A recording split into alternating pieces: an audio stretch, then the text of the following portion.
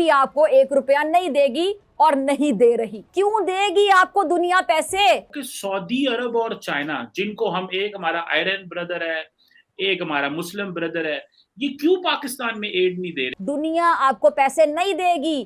کیوں دے گی؟ کیونکہ پوری دنیا کو پتہ ہے. کیونکہ ان کو پتا ہے تو منگنا لینے تو منگتے رہتے ہیں، انہوں نے کی ہے اتنے تو کوئی نہ کوئی قیامت آفت آئی رہتی ہے، اللہ معاف کرے.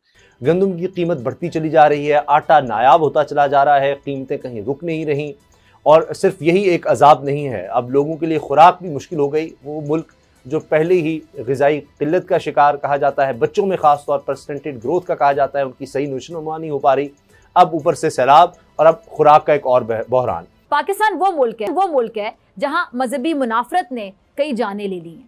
ہاتھ جوڑ کر درخواست کرتا ہوں، خدا را مذہب کا سیاست کے لیے استعمال نہ کریں. کئی خاندان اور بستیاں اجاڑ دیے. اس ملک کو کئی 100 بار مذہب کے نام پر جلایا گیا، نقصان پہنچایا گیا، توڑ پھوڑ کی گئی، معصوم اور بے قصور لوگوں کی جانیں چلی گئیں. سرحد پار سے افغانستان کی طرف سے دہشت گرد حملہ کرتے ہیں، ہمارے فوجی جوان شہید ہوتے ہیں، دوبارہ دہشت گردی سر اٹھا رہی ہے. یہ فتوے ان کی طرف سے تھے کہ کون مسلمان ہے کون نہیں ہے، اور یہی بات کہ فلاں کافر ہے اور سب کو مار دو، یعنی ان کی نظر میں تو ہم سارے پاکستانی جن کی میجورٹی اس قابل ہے اس کو مار دیا جائے، یہ دہشت گردوں کی سوچ تھی. تو یہ تو بڑا خطرناک ہے، ہم تو پہلی دہشت گردی سے نبرد آزما ہیں، ہمارے لیے پہلے ہی اتنے زیادہ مسائل ہیں. اب اگر یہ سرکاری ٹی وی پر اس طرح کے فتوے بٹنے لگیں گے، پہلے ہی جل رہے ہیں ان فتووں کی وجہ سے، یہ ملک تباہ ہو رہا ہے، آگ ہمارے گھروں تک پہنچ چکی، بڑی مشکل سے ہم نے اس کو سرحد پار دھکیلا، اب وہ پھر معاملہ شروع ہو رہا ہے. تو آپ اس کو تو ایک طرح سے مین سٹریم کہیں، کیا کریں، ہمارے گھروں تک لے کر آ رہے ہیں اب وہ بحث، یعنی جو پولیٹیکل بحث پہلے گھروں تک تھی، یعنی ہمارے گھروں میں ایک دوسرے پہ لڑائیاں ہم دیکھ رہے تھے، آج اس کو مذہب کی بنیاد پر بھی آپ تفریق کر رہے ہیں. کس نے ان کو یہ مشورے دیے ہیں؟ کون بیٹھا ہے پیچھے؟ پاکستان قرضوں میں جکڑا ہوا ہے.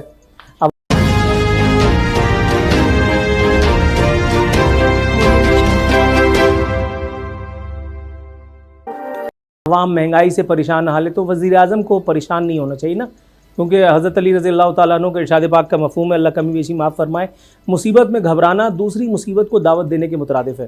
جیسے ہی ملیشیا سے پام آئل کے ٹینکر اتریں گے، ویسے ہی پاکستان میں ہر طرف تیل ہی تیل ہوگا. ہم لوگ تیل میں تیرتے ہوئے جو ہے وہ آفس پہنچا کریں گے. وہ کنٹینر پتہ نہیں راستے میں کہیں لٹ گیا، میرا خیال ہے. ایک آدمی اس کے گھر کو، اس کے زندگی کے نظام کو سیلاب بہا کر کے لے گیا، اور یہ حاتم طائی کی قبر پہ لات مارتے ہوئے کہہ رہے ہیں ہم آپ سے 2 مہینوں کا بل نہیں لیں گے. اور بھائی وہ ابھی سالوں سال کھڑا نہیں ہو سکتا، تم 2 مہینے کے بل کی بات کر رہے ہو. انڈیا پاکستان ریلیشن شپ پہ اور انڈیا کشمیر ایشو پہ کہ ہم جو ہے وہاں پہ انویسٹمنٹ کر رہے ہیں، اور کشمیر ایشو پہ ہم پاکستان کے موقف کی حمایت نہیں کر سکتے، جس کی ریفلیکشن آپ نے OIC میں دیکھی تھی. تو یہ ایک جو ببل جس کے اندر یہ زندہ تھے کچھ پالیسی ساز، وہ برسٹ ہونا چاہیے تھا کہ بھائی سعودی عربیہ اب اس طرح کا ملک نہیں رہا ہے. خصوصاً محمد بن سلمان کی پالیسیوں میں جو ایک طرح کی ماڈریشن یا ماڈیفیکیشن ہوئی ہے ان کی موجودگی میں، یہ اب اس طرح کی کوئی اسلامک فنڈامنٹلسٹ اسٹیٹ کا رول پلے کرنے کے لیے تیار نہیں ہے کہ جہاں کہیں بھی آپ اسلام کا نعرہ لگا کے یا مذہب کے نام پر جو ہے وہ پیسے اکٹھے کرنے شروع کریں. تو یہ ماضی میں بھی مختلف اوقات میں آپ نے دیکھا ہوگا کہ انہوں نے اس نئی پالیسی کو ریفلیکٹ کیا، جس میں قرض مانگنے والی بات تھی. وہ جو $2 بلین کا جو سعودی عربیہ نے نوٹس دے دیا تھا کہ ہمیں 24 آورز کے اندر اندر واپس کیا جائے، تو وہ اصل میں کیا تھا کہ ان کو پیسے کی ضرورت تو نہیں پڑ گئی تھی نا، وہ دراصل ایک اپنا نیا فیس دکھانا تھا کہ اب ہم چیزوں کو اس طرح ٹیکل کریں گے. رہا سوال چین کا، تو چین کی ایسی ٹریڈیشن ہی نہیں ہے. آپ مجھے ایک ملک اٹھا کے دکھا دیں دنیا میں جس میں کہ کسی اس طرح کے ڈیزاسٹر میں چین نے کوئی اس طرح کی مدد کی ہو جو ٹریڈیشنلی ہم دیکھ رہے ہیں ویسٹرن کنٹریز کی طرف سے ہوتی آئی ہے گزشتہ 100 سال سے یا اس سے بھی زائد. اب اس کے اوپر آپ اختلاف رائے کر سکتے ہیں. کچھ لوگوں کی رائے یہ ہے کہ جی یہ ویسٹرن امپیریلزم، ان کے جی مفادات، اور یہ ان مفادات کے لیے جو ہے وہ پیسے دیتے ہیں اور اس سے کوئی نہ کوئی فائدہ اٹھاتے ہیں. وہ ایک آرگومنٹ ہے جس پہ بات ہو سکتی ہے، لیکن آپ اس حقیقت سے انکار نہیں کر سکتے کہ ویسٹرن کنٹریز اور نیشنز جو ہیں انہوں نے ہیومینیٹیرین جو پروجیکٹس ہیں اور جو بیسز ہیں ان پہ بہت زیادہ انویسٹمنٹ انہوں نے کی. ان ملکوں کے باقاعدہ جو ہے وہ بہت بڑے بڑے بجٹ ہیں جو یہ تیسری دنیا کے اس طرح کی نیچرل ڈیزاسٹرز اور اس معاملے میں مختص کرتے ہیں. مثلا میں آپ کو کینیڈا کی مثال دے دیتا ہوں. کینیڈا کی جو انٹرنیشنل ایجنسی ہے سیڈا جس کو کہتے ہیں, سیڈا جو ہے وہ ہر سال ایک بہت بڑا بجٹ رکھتا ہے کہ کس طرح جو ڈیولپنگ دنیا کی مدد کے لیے یہ پیسے ہیں جی ان کو آگے کہاں کہاں خرچ کرنا ہے. وہ کوشچن آف پرائرٹیز ہوتی ہے. یونائٹڈ اسٹیٹ آف امریکہ جو ہے وہ بلین تک ضرور پہنچتا ہے جو انٹرنیشنل ایڈ اور اس طرح کی جو ہے مدد ہوتی ہے ہیومینیٹیرین ڈیزاسٹر مینجمنٹ. چین کی آپ کو میں تازہ ترین مثال دیتا ہوں کہ ریسنٹ ہسٹری میں قریب ترین ملکوں میں سے ایک سری لنکا تھا جس کو جب بہت بڑا ایک چیلنج درپیش آیا تو اس پہ چین ٹوٹلی میوٹ ہو گیا. چین کے لیے سری لنکا جیسا جزیرہ اس کو بیل آؤٹ کرنا یا اس کو فائنینشلی واپس جو ہے اپنے پاؤں پہ کھڑا کرنا چین کے لیے نتھنگ ہے. آپ اس جزیرے کی آبادی دیکھیں, رقبہ دیکھیں, ان کے مسائل دیکھیں, وہ تو چین کے کسی ایک گاؤں کے برابر ہے جہاں کے بلینز کی پاپولیشن ہے اور بلینز کے مسائل ہیں. تو اس میں وہ 2-4 بلین ڈالر دے کے سری لنکا کو یہ بہت بڑے کرائسس سے بچا سکتے تھے, لیکن انہوں نے اس پہ بہت ایک عجیب قسم کی پوزیشن اختیار کی. حالانکہ انڈیا نے ان کو پیسے دیے یا دینے کے وعدے کیے, لیکن چین نے اس سلسلے میں صاف انکار کر دیا. یہ مثال آپ ایسٹرن یورپین کنٹریز جن کے ساتھ چین ایک بڑے عرصے سے کچھ کنٹریز کے ساتھ منسلک رہا ہے یا جہاں روڈ اور بیلٹ کے معاملات ہیں وہاں بھی ہے.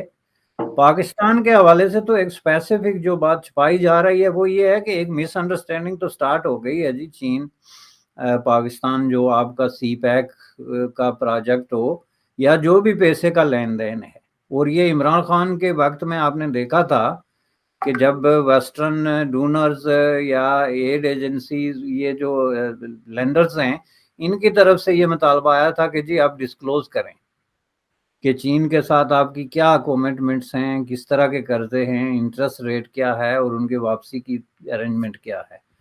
تو اس حساب سے آپ دیکھیں کہ پاکستان میں اب اس وقت یہ بات چلنی شروع ہو گئی تھی کہ جی سی پیک سلو ہو گیا یا بند ہو گیا, جو سی پیک اتھارٹی کلوز ہوئی, یہ سارے معاملات. تو اس میں ایک گراس مس انڈرسٹینڈنگ جس کو آپ کہہ سکتے ہیں وہ فیلڈ میں موجود ہے. ٹرسٹ ڈیفیسٹ پیدا ہو گیا ہے, اور اس کی موجودگی میں یہ بات نہیں کہ ان کو کوئی دیر ہو گئی تو 4 جہاز بھیجیں, ممکن ہے 2-4 اور بھیج دیں گے, لیکن انہوں نے اپنے آپ کو پلیس کیا ایز اے کنٹری ایک ایسی جگہ پہ کہ ایک آپ کے اور ہمارے درمیان ایک نارمل ریلیشن شپ ہے, تو آپ مصیبت میں ہیں تو ہم آپ کو یہ 3-4 جہاز دیتے ہیں. حالانکہ چین کا پرسنل انٹرسٹ اس میں ڈوب رہا ہے. سی پیک ڈوبنے کی وجہ سے بلوچستان میں یہ جو چیزیں ہیں یہ ساری اگر دیکھی جائے تو اس میں یہ میں سمجھتا ہوں کہ کلیئرلی مسٹرسٹ کی انڈیکیشن ہے, اور اسی کی وجہ سے جو ہے یہ ڈیلے ہو رہی ہے. یونائٹڈ اسٹیٹ آف امریکہ کو پورا دن پوری پاکستانی قوم باجماعت ہو کے گالیاں دیتی رہتی ہے ہر جلسے میں, اور ان کے پریشر کی وجہ سے آپ کے جو حکمران طبقات ہیں وہ بھی ان کی جائز بات کی تعریف کرنے کے لیے تیار نہیں. تو اس کے باوجود انہوں نے پیسے بھی دیے یا 14-15 جہاز 13 جہاز بھی بھیج دیے. تو میں سمجھتا ہوں کہ یہ جو ہے یونائٹڈ اسٹیٹ آف امریکہ کی جو ٹریڈیشن ہے ہیومینیٹیرین اسسٹنس انٹرنیشنلی, یہ اس کا حصہ ہے.